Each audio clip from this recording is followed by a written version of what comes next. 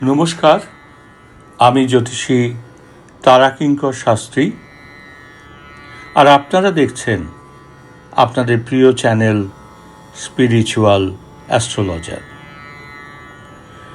বিগত বেশ কয়েকটি ভিডিওতে আমি আমাদের 27টি নক্ষত্রের এক একটি নক্ষত্রের আলোচনা করেছি।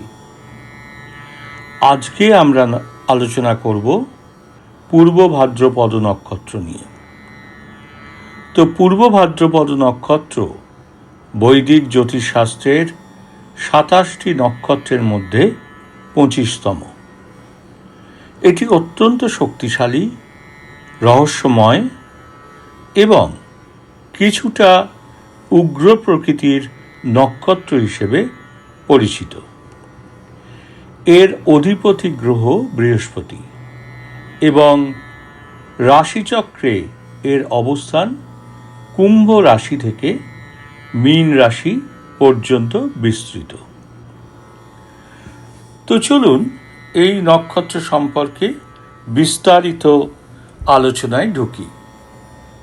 প্রথমেই দেখব এই নক্ষত্রের প্রতীক ও দেবতা কি। না, এই নক্ষত্রের প্রতীক হল শবের খাটিয়ার সামনের দুটি পা অথবা দুমুখ বিশিষ্ট মানুষ।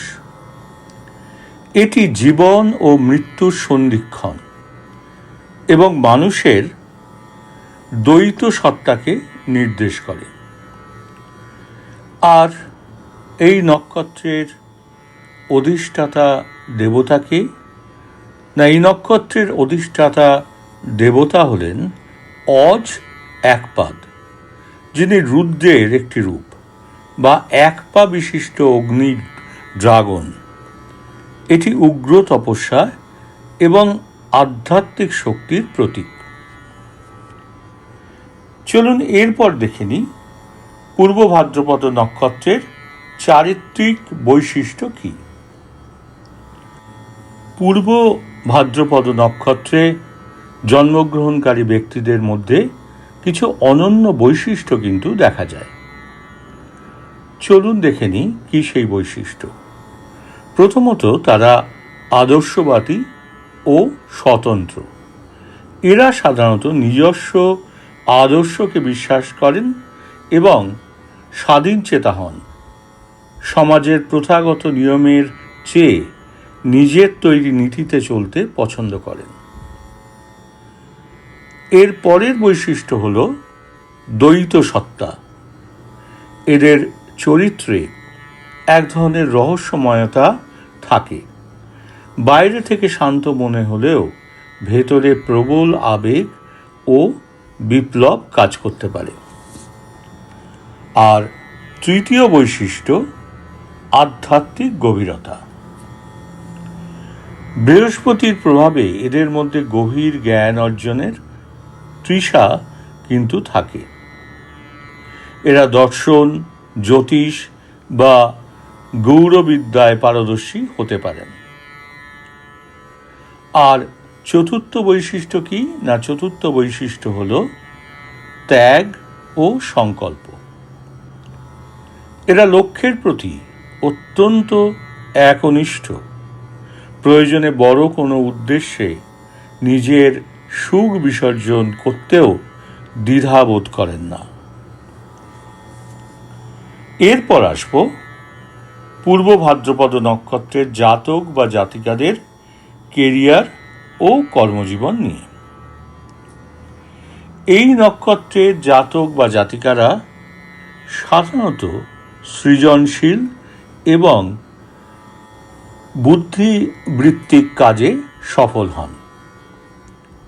তো তাদের কেরিয়ারের উপযুক্ত ক্ষেত্র কোনগুলি? না, শিক্ষা, গবেষণা, ধর্মীয় গুরু, মনোবিজ্ঞান, সমাজ সংস্কারক এবং প্রযুক্তিগত ক্ষেত্র, বিশেষ করে তথ্য প্রযুক্তি। এরা ভালো বক্তা বা লেখক হিসেবেও পরিচিতি পেতে পারেন। তবে এদের মধ্যে মাঝে মাঝে অতি উৎসাহ বা উগ্রতা দেখা দিতে পারে, যা কর্মক্ষেত্রে সমস্যার কিন্তু সৃষ্টি করে। এরপর চলুন দেখে নিই নক্ষত্রের 4টি পদ কি কি। পূর্ব ভাদ্রপদ নক্ষত্রের 2টো রাশিতে বিভক্ত, যার প্রভাব পদের ওপর কিন্তু পড়ে। তো চলুন দেখে নিই প্রথম পদ কি না, প্রথম পদ যেটি মেষ রাশিতে থাকে, অধিপতি গ্রহ মঙ্গল, এবং বৈশিষ্ট্য হল অত্যন্ত তেজি এবং কিছুটা আক্রমণাত্মক। দ্বিতীয় পদ হল বৃষ রাশিতে, অধিপতি গ্রহ শুক্র, যার বৈশিষ্ট্য হল শৈল্পিক, জ্ঞান সম্পন্ন এবং বস্তুগত বিষয়ে আগ্রহী। আর তৃতীয় পদ যেটি মিথুন রাশির, যার অধিপতি গ্রহ হল বুধ, যারা বুদ্ধিজীবী এবং খুব কৌতূহলী হয়ে থাকেন। আর চতুর্থ পদ যেটি কর্কট রাশির অন্তর্গত, অধিপতি গ্রহ চন্দ্র, যারা অত্যন্ত সংবেদনশীল এবং আধ্যাত্মিক। আর পূর্ব ভাদ্রপদ নক্ষত্রের নেতিবাচক দিক কোনগুলি না, কিছু ক্ষেত্রে এই নক্ষত্রের জাতকরা খিটখিটে মেজাজ বা অতিমাত্রায় বিষণ্ণতায় ভুগতে পারেন। প্রতীকটি যেহেতু মৃত্যুর সাথে সম্পর্কিত, তাই এদের জীবনে অনেক সময় বড় ধরনের পরিবর্তন বা ট্রান্সফরমেশন ঘটে, যা মানসিকভাবে যন্ত্রণাদায়ক হতে পারে। এরপর আসব পূর্ব ভাদ্রপদ নক্ষত্রের জাতক বা জাতিকাদের আর্থিক অবস্থা এবং স্বাস্থ্য সম্পর্কে বিস্তারিত আলোচনা নিয়ে। বিশেষ করে 2026 সালের প্রেক্ষাপট বিবেচনায় রেখে এই তথ্যগুলো আমি আপনাদের দিচ্ছি। আর্থিক অবস্থা পূর্ব ভাদ্রপদ নক্ষত্রের কেমন থাকে না, পূর্ব ভাদ্রপদ নক্ষত্রের জাতক বা জাতিকারা সাধারণত স্বাধীনভাবে অর্থ উপার্জনে বিশ্বাসী। এদের আর্থিক জীবন নিয়ে কিছু মূল বৈশিষ্ট্য ও 2026 সালের পূর্বাভাস আপনাদের চলুন দিই। স্বভাবগত বৈশিষ্ট্য কি না, এরা অর্থের চেয়ে সম্মান ও আদর্শকে বেশি প্রাধান্য দেন। তবে বৃহস্পতির, যা এনাদের অধিপতি গ্রহ, তো সেই বৃহস্পতির প্রভাবে এদের মধ্যে ব্যবসায়িক বুদ্ধি প্রখর থাকে। এরা সাধারণত সঞ্চয়ী হন এবং অপ্রয়োজনীয় খরচ অপছন্দ করেন।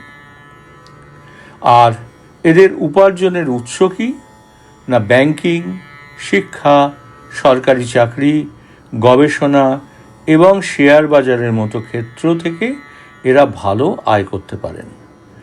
বিশেষ করে 40 বছর বয়সের পর এদের জীবনে গোল্ডেন পিরিয়ড বা আর্থিক সুসময় কিন্তু আসে। আর এই বছর অর্থাৎ 2026 সালের আর্থিক পূর্বাভাস পূর্ব ভাদ্রপদ নক্ষত্রের জন্য কি না, বছরের শুরুটা অর্থাৎ জানুয়ারি মাস আকস্মিক অর্থপ্রাপ্তির জন্য অনুকূল। জুলাই থেকে অগস্ট মাসে খরচের ওপর নিয়ন্ত্রণ রাখা কিন্তু জরুরি, কারণ এই সময়ে কিছু অপরিকল্পিত ব্যয় কিন্তু হতে পারে। আর বছরের শেষ দিকে সঞ্চয় বৃদ্ধি পাবে। দীর্ঘমেয়াদী বিনিয়োগের জন্য সময়টি কিন্তু বেশ ভালো থাকবে।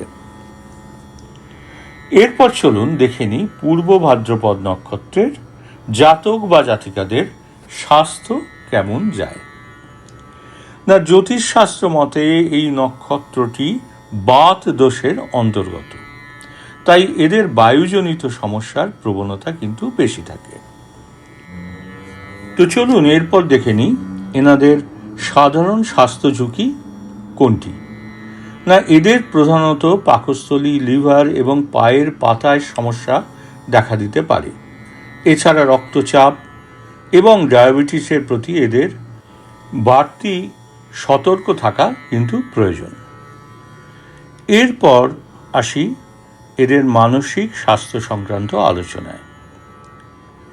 এরা খুব নীতিবান হওয়ায় ছোটোখাটো বিবাদও মনে গেঁথে রাখেন, বা যা মানসিক চাপের সৃষ্টি করে, এবং মাঝে মধ্যে এদের মধ্যে বিষণ্ণতা বা খিটখিটে মেজাজ কিন্তু দেখা দিতে পারে।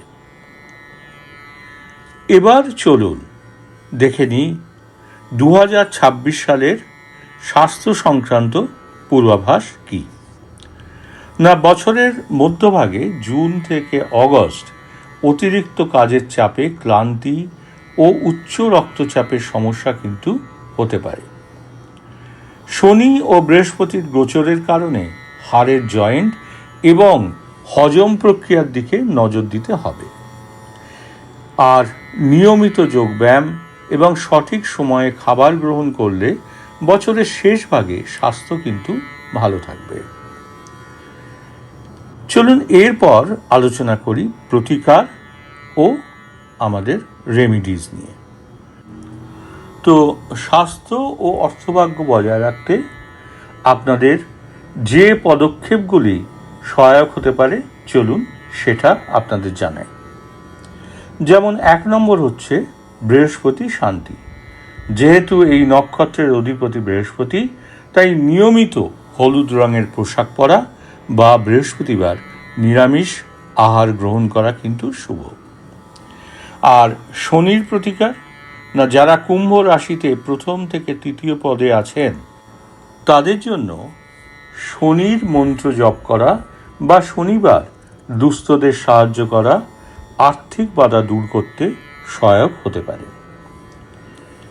আর তারপর বলি যে জীবনযাত্রা, মানসিক শান্তি পেতে নিয়মিত ধ্যান করুন, পায়ের পাতার যত্ন নিন এবং প্রচুর পরিমাণে জল পান করুন। তো এই ছিল আপনাদের পূর্ব ভাদ্রপদ নক্ষত্রের বিস্তারিত আলোচনা। তো আপনি যদি পূর্ব ভাদ্রপদ নক্ষত্রের জাতক বা জাতিকা হন তাহলে অতি অবশ্যই আমাদের কমেন্ট করে জানাবেন। আর ভিডিওটি যদি আপনাদের ভালো লাগে তাহলে ভিডিওটি লাইক, শেয়ার এবং সাবস্ক্রাইব করতে কিন্তু ভুলবেন না। আর নিচে থাকা বেল আইকনটি অতি অবশ্যই প্রেস করে দেবেন পরবর্তী ভিডিওর নোটিফিকেশান পেতে। তো আজকের মতো এই পর্যন্তই, দেখা হবে পরের ভিডিওতে। ভালো থাকবেন, সুস্থ থাকবেন, নমস্কার। ওম শান্তি, ওম শান্তি, ওম শান্তি।